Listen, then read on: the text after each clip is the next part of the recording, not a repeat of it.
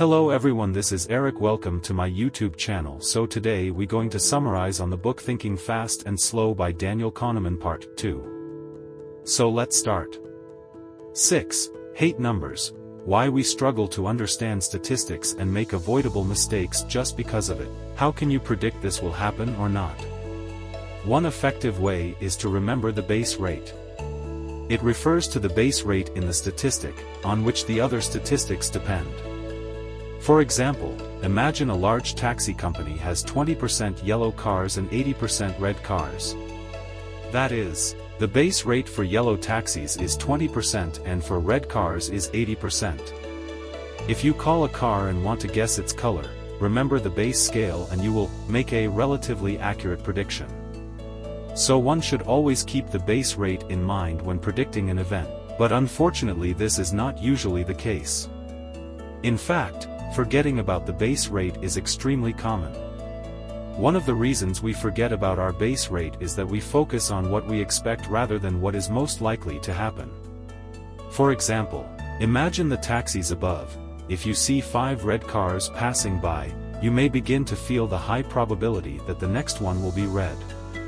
But no matter how many cars of any color pass, the probability that the next car is red is still about 80%, and if we remember the base rate, we will realize this.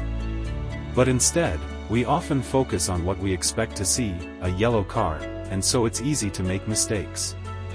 Neglecting the base rate is a common error related to human problems when dealing with data. We often forget that everything will regress to the average. It means admitting that all situations have a mean, and that fluctuations from the mean will eventually return to equilibrium. For example, if a football striker who scores 5 goals a month on average, scores 10 goals in September, her coach will be delighted. But if the rest of the year she only scores 5 goals one month, the coach would criticize her for not keeping her form. However, she does not deserve to be criticized because she is just regressing to the mean. 7. Past evil. Why we remember events from hindsight and not from experience. Our minds don't record experiences in a straight line. We have 2 machines that record different situations. The first is the experiential self, recording how you feel in the present. It asks, how am I feeling right now?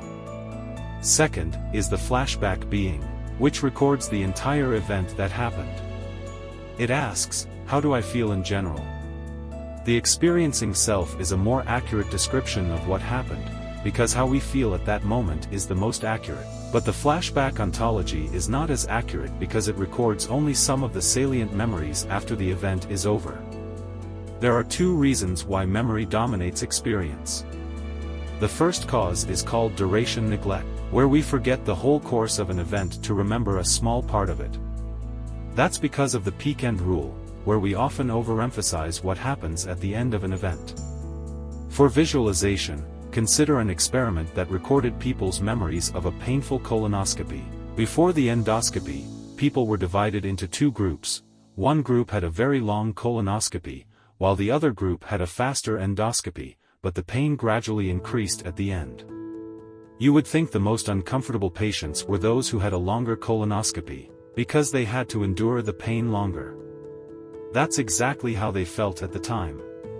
During an endoscopy, when asked about pain, the experienced self will give the correct answer. Whoever has to have the colonoscopy longer will feel worse.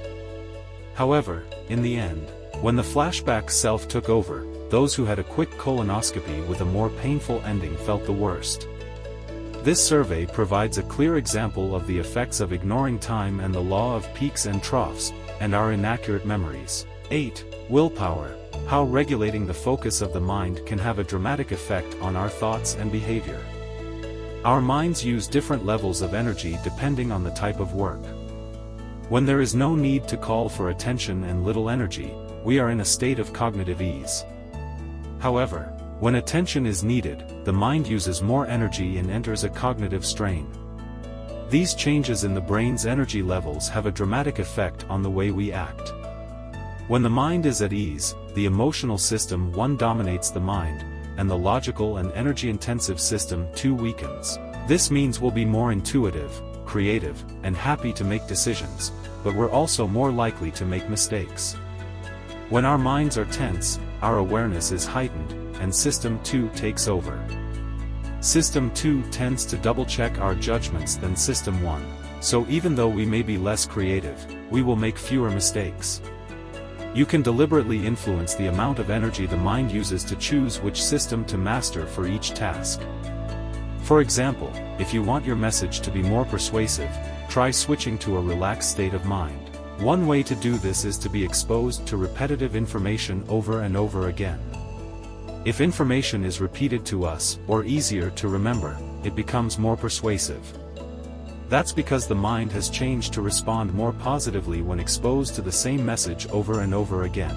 When we see something that is familiar to us, we enter a relaxed state of mind. On the other hand, a stressed mind will help us succeed in jobs involving numbers. We can move into this state by being exposed to information that is presented in a confusing way, for example in a difficult-to-read font. Then the mind will have to pay more attention and increase energy levels to understand the problem, and so we are less likely to give up. 9. Take a risk. How probabilities are presented affects how we assess risk. The way we evaluate ideas and approach problems is heavily influenced by how they are presented. Changing just one small detail or emphasizing a statement or question can dramatically change our response. A good example can be found in the way we assess risk. You might think that once we could determine the probability of a risk, everyone would approach it the same way. However, that is not the case. Even with carefully calculated possibilities, simply changing the wording of a number can change the way we approach it. For example, people will find a rare event more likely to happen than it is expressed in terms of relative frequency rather than statistical probability. In an example also known as the Mr. Experiment. Jones, two groups of psychiatrists were consulted about whether it was safe to release Mr. Jones from a psychiatric hospital at this time. One group was told that patients like Mr. Jones had a 10% chance of assaulting others, and a second group was told that, out of 100 patients like Mr. Jones, 10 are likely to commit violence. As a result, Group 2 had twice as many people refusing to release people as Group 1.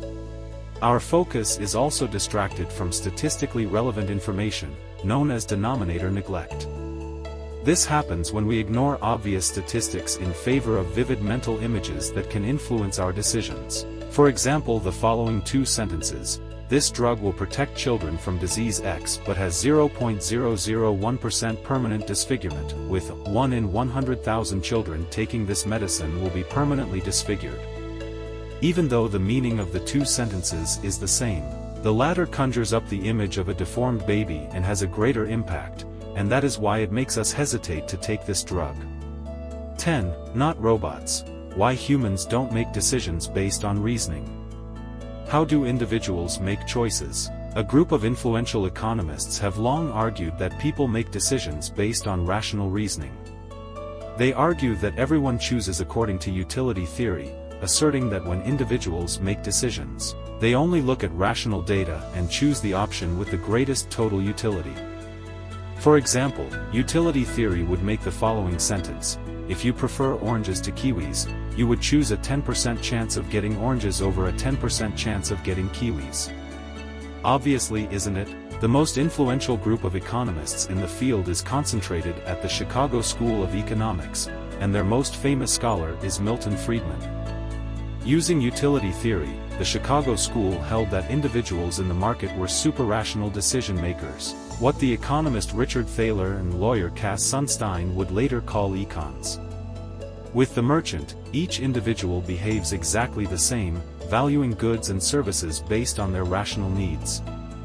Moreover, economic people also evaluate their assets rationally, only interested in the benefit it brings them. So imagine two people, John and Jenny, both have a combined net worth of $5 million. According to utility theory, since they have the same amount of money, they will be equally happy. But what if we complicate matters a little more? Let's say the $5 million fortune is the result of a day of gambling, and the two have different starting points.